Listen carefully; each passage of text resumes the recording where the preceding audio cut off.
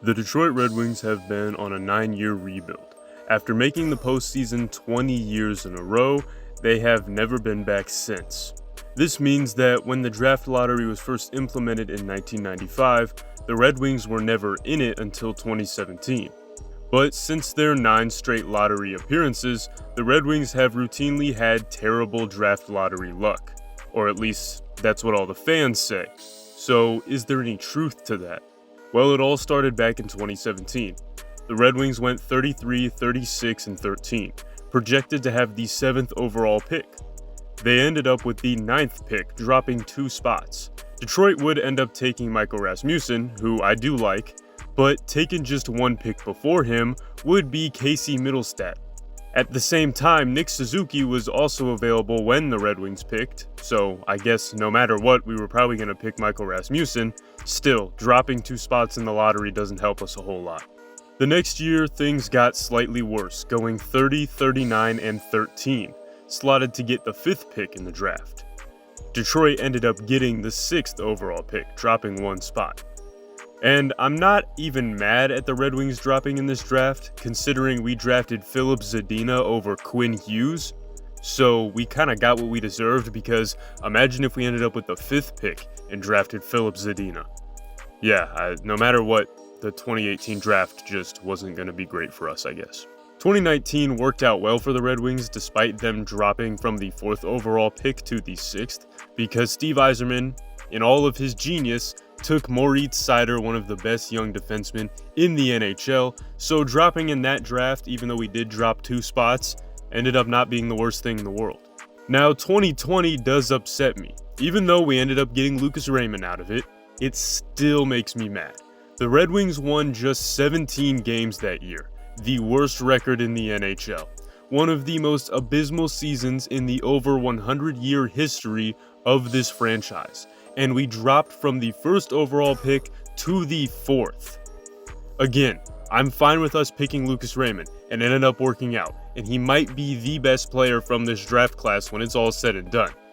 But the precedent of the Red Wings dropping 3 spots after the season they just had makes me mad. Watching through all that terrible hockey for all of those games, just to drop to the 4th overall pick and drop in the lottery for the 4th year in a row. I understand that the lottery is supposed to prevent tanking, but just makes me mad. Now for the next 4 years, from 2021 to 2024, the Red Wings stayed right where they were slotted, which is more annoying than anything, not necessarily bad, not necessarily good, but it's just crazy that not once during that time did we ever get any form of draft lottery luck. We couldn't get blessed and move up just a few spots to pick a Luke Hughes or a Logan Cooley. Even though I like the players we did get in those drafts, I'm not complaining about a Marco Kasper or a Simon Edvinsson. I'm just saying, imagine how much easier the rebuild would be if we moved up just a few spots in one of those drafts and got a little bit lucky. Then came this season, the 2025 NHL Draft Lottery, where we dropped from the 12th overall pick to the 13th. In total, the Red Wings have dropped in 5 lotteries and stayed in the same spot for 4 lotteries, not once moving up in the entire time that they have participated in the draft lottery. They have dropped a total of 9 spots in 9 seasons. And the Red Wings have been projected to pick all over the draft board.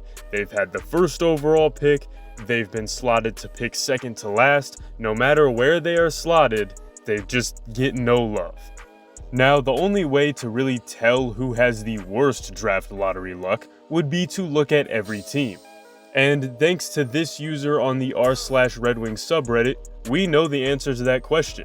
And it is true, the Red Wings do have really bad draft lottery luck. We are tied with the Ottawa Senators for the most spots dropped overall across all seasons since the draft was created in 1995.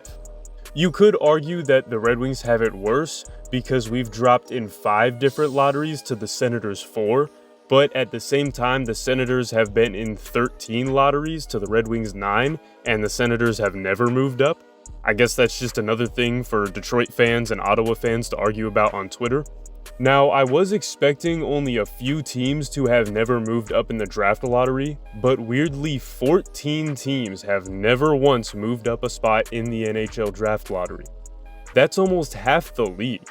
And the lottery has been around for almost 30 years now. And I'm not trying to be a conspiracy theorist, but 8 or 9 of those teams would be considered small market teams that the NHL would not want to see a big name star spend their prime years in. Now, there are some very lofty accusations about the current system being rigged for big market teams, not only because the NHL wants to put big name prospects in big cities, but also because the accounting firm that handles the draft, Ernst & Young, would want to profit off those prospects being in big markets where their company is based, even though Ernst & Young was founded in Cleveland, Ohio. Now, their US headquarters are in LA, so I guess there could be something to the conspiracy, but I just kind of doubt that the accounting firm is rigging NHL draft lotteries. That's just me. However, I do feel all the frustration that comes with the lottery and how confusing it can be sometimes. I watched those terrible Red Wings teams just to see us end up with a worse pick in the draft whenever the lottery came. Seeing other teams move in front of my team and getting a better shot at winning is extremely painful. But I don't necessarily buy that the NHL is rigging things against the Red Wings. Yes, we are Detroit, a city that the NHL doesn't necessarily like. And yes, we have been screwed over sometimes when it comes to things like suspensions and having some bad calls called against us.